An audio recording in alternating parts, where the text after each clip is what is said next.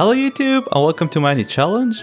This time I'll try to beat Pokemon FireRed with all my Pokemon having 1 HP. Which means we have the magical power to change any Pokemon that we own or catch to a 1 HP Pokemon. My god, that Snorlax is useless. As always, I'm coding the ROM myself, so what could possibly go wrong? Whoops, small adjustment needed. This is getting worse. Ah, finally works. Oh god, it works. This will be brutal. One bug I noticed is that whenever I open the menu screen, my Pokemon will seem like they have full HP. But rest assured, it's only a visual bug, and we still die from any hit. I need to stop coding these ROMs myself. I'm not allowed to use in-battle items, so this should only happen when I'm using Pokeballs. With that out of the way, let's start the challenge. First thing I do is pick up the potion. I'm an idiot. For the starters, the absolute 100% correct decision is Bulbasaur. But I decided to go for Squirtle. This right here is a huge mistake, and we'll see why later on. We can't battle anything right now because even a level 3 Rattata can kick our asses. So we run and FedEx our way to the next part. After delivering the parcel, we get access to Pokeballs. You know what that means. Pray until we catch anything first try. I get a Rattata with runaway ability, which is great because it can help me escape from wild encounters. Then forgot to switch it in. Before moving on, I caught 4 useless Pokemon just to have more turns to catch a single useful one. And then caught 3 Pikachus. Is it because I love Pikachu? Aww. No, because I need the stupid rat even though it took me 2 fake hours to catch them. As you will see why soon. I don't like to brag, but up to this point, I haven't lost a single trainer battle. I haven't actually had one yet, but it's still an achievement that I'm proud of. The only forced bug catcher battle wasn't too bad. He kept going for string shots as I barely make it on 1 HP. Alright, I got my team, we finally won a battle, and we made it to the next town. Squirtle learns Bubble at level 13, so all I need is to level it up, and I found a consistent way to do this. Please don't hit me, please don't hit me, please! Also, Kakunas were alright since they can't attack me. Next to the gym battle. Alright, here's the good news. I can one-shot both the Geodude and the Onix with one water gun. Bad news? I don't outspeed the Onix, so I either wait for it to miss tackle, or I switch out my Pikachus until it gets paralyzed due to static. Once that happens, I can bring out my Squirtle again and take down his Onix. And this is why you pick Squirtle. Which, in case I didn't mention, is a huge mistake. With our first badge and our second win, I can't get more excited to continue with my challenge. And this is when I realized the Rattata Quick Attack abomination. So for now, I have to carefully choose who I battle. Until I can't. In Pokemon challenges, there are 2 kinds of people. People who brute force their way, and people who plan ahead. I cry when I do my challenges, but this is unrelated. For this battle, I have to start with my Pikachus until it gets paralyzed, and then hope it fails its attack, or I go first. I also learned that even though I am 1 HP, the dumb AI will not always go for quick attack. Rattata is pretty fast however, so it attacks first if it doesn't get paralyzed. I just got wiped out by a single Zubat. Ask me anything. If having trouble with the first Team Rocket Grunt doesn't spell trouble for me, I don't know what does. The super nerd after him was even worse. I had to wait for Grimer to use a non-attacking move, or a crit, I guess. His Voltorb outspeeds me, but it didn't attack me, so I was able to win, and I survived with just 1 HP. I want you to picture the most useless Pokemon you can think of. Got it? I have something even worse. And I even paid for it. What do you do versus the rival that has not 1 but 2 Pokemon with quick attacks? You fight Misty. For Misty, I leveled up one of my Pikachus, while focusing on EV training its speed. Once I outspeed her Staryu, I can do the following. Start with Quick Attack from Rattata because I can't kill it with 1 Thunder Shock just yet, then use Thunder Shock. For Starmie, bait her into using a contact move by bringing out my Squirtle in order to get her paralyzed. and then hopefully she gets paralyzed either with my Pikachu or my Squirtle. Or just crit. Easy. 2 badges down, but we're not done yet. Alright, with Gary, we're doing things a bit differently. His main weakness is his strength. Quick attack. I'm going to rely on starting the battle by using Paris' ability to put his Pidgeotto to sleep.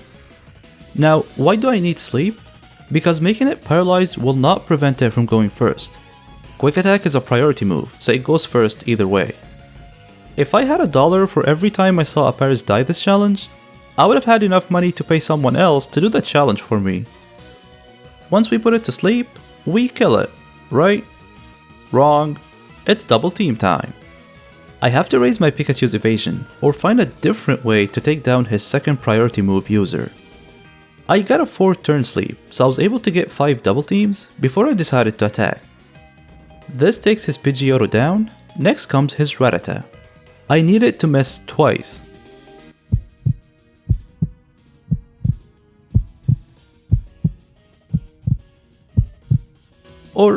Or you know, crit. His Abra has no attacks, so I maximized my evasion first, then took it down. Only his Bulbasaur is left as his last threat. I decided to go for Thunder Wave since I don't deal a lot of damage to him anyways. Luckily, he missed the first Vine Whip, so I got a free hit before dying. I still have my Wartortle and a Rattata with quick attack, so it's not looking too bad. I decided to use all my team to deal as much damage as I can before bringing out my Wartortle. I had to go for Mega Kick here, and luckily I landed, barely winning me the battle, as I was just one hit away from losing this. Next we visit the most useless daycare center in Pokemon history, since you can't use it for breeding, which is something I really need. It would be useful in the game as well. The last couple of battles made me realize that I will need to have more than one strong Pokemon to get through this, and having Pokemon with priority attacks is going to be important. And I'm definitely going to need some improvements before challenging the rival again. So, I put my Wartortle at the lead, used Repels, and went to hunt down the Dugtrio. I threw everything I have on it until we got one. In fact, with its high speed, I decided to invest more time into catching a second one.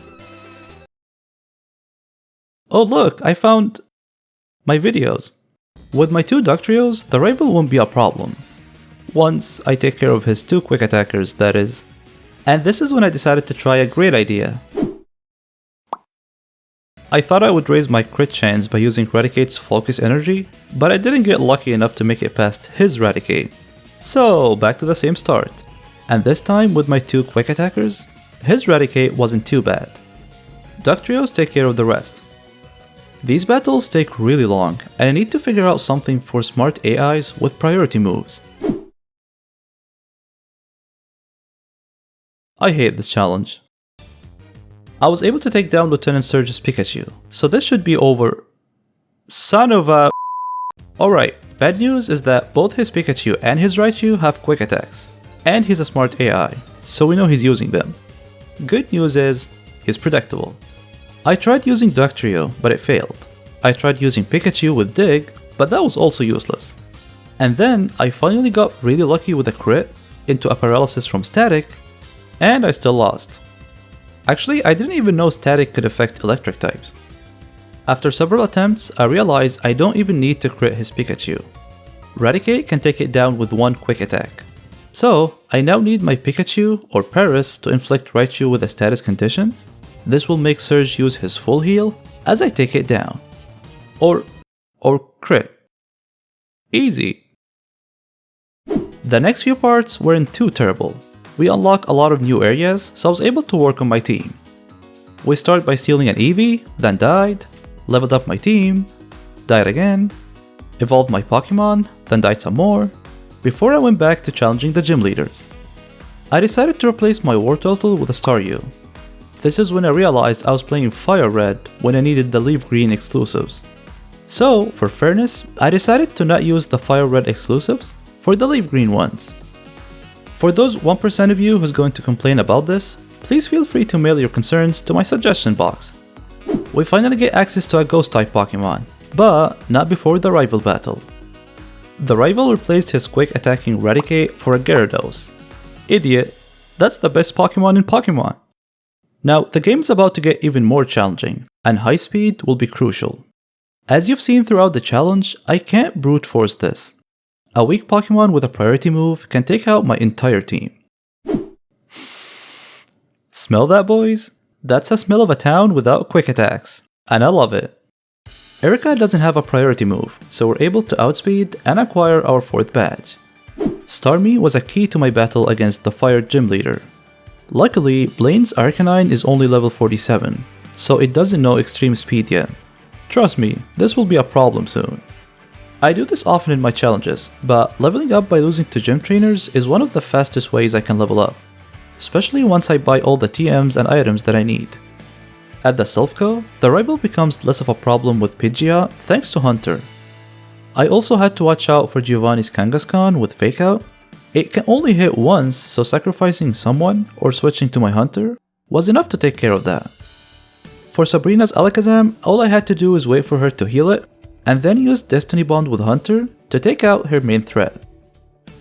And before heading to the league, I decided to level up versus Giovanni and the last rival battle. With that out of the way, only one last challenge remains: the Elite Four. This is just sad. Alright, time to challenge the Elite Four, starting with Lorelei. Here are the good news: she doesn't have a priority move. Here are the bad news: if I miss Thunder once, my Raichu's dead, and I really needed to survive for most of the battle. In this attempt, I was able to take down her Dewgong, Cloyster, Slowbro, and almost her Lapras. I was worried about her Jinx, but she brings it last against Raichu, which is great. Even more good news, her Citrus Berry takes her out of healing range, so I can beat her Lapras easily, and Dugtrio can take care of her Jinx. One battle down.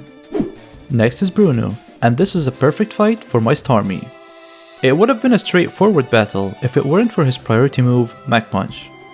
Luckily, I have a Hunter. Destiny Bond helped me take his Hitmonchan down, and Starmie was able to handle the rest. Except for his last Pokemon, Machamp. Once again, Citrus Berry took it out of healing range, and Raticate finished the job for maximum BM. Here comes the Ghost-type trainer. Priority moves have no use in this battle, which I totally don't mind. I'm starting this battle relying on Quick Claw to trigger my Destiny Bond to take down her first Gengar for my Hunter, a trade that I'm more than happy to take. Starmie can beat her Golbat, Arbok, and Hunter, but does he outspeed her level 58 Gengar?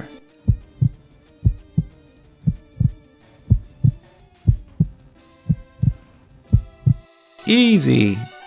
Next is Lance and his long ass hallway. This is not a good battle for me. I'm relying heavily on moves like Thunder and Blizzard, and a lot of this happens. So it's not really about speed this battle. Say hello to the 3rd fastest Pokemon in the game. Oh, and if this happens, the battle is over for me. Alright, change of plans. I'll need to keep my Raichu alive in order to save it for his Aerodactyl. Luckily, Ancient Power in Gen 3 is considered a contact move, so if I get it paralyzed, my Hunter can take it down. So I might still have a chance. Perfect. One Destiny Bond later, and Lance is defeated. This only leaves the champion. Let's just say I'm so glad the AI has no idea what the challenge is about, because once again, he got rid of his priority move, Quick Attack, on his Pidgeot. We still have to worry about his Arcanine's extreme speed. Remember the mistake I was talking about when I chose Squirtle? And I still have to deal with his Alakazam, so this is going to be tough. I wasn't sure what would be my best start, but I decided to start with Raichu and use Thunder. He switches to Rhydon next. I still want my Raichu for Gyarados, so I sacrifice my Ninetales. Yeah, I have a Ninetales. Hasn't really done much for the Elite Four. Sorry dude. Then switch back to Starmie to take the Rhydon down. Now comes the biggest mistake I made. His Arcanine. I know he's going for extreme speed, so switching to Hunter is going to be safe. My only hope, however, is to either get it paralyzed with Static, or to proc my Quick Claw and use Destiny Bond before he barbecues me. Luckily, that worked. Once again, Hunter takes down the main threat for the opponent. Starmie failed to one-shot his Venusaur, but he went for Solar Beam. So yeah, smart AI. Raichu was able to take down his Gyarados, and I've been keeping my Duck Tree alive for his Alakazam. But I didn't even need to bring it out. For some reason his Alakazam went for Future Sight 3 times in a row, and Raichu dodged his 1 Psychic and the Future Sight's active with Dig. And with that, the champion's down. I hope you guys enjoyed this one, and see you all next time.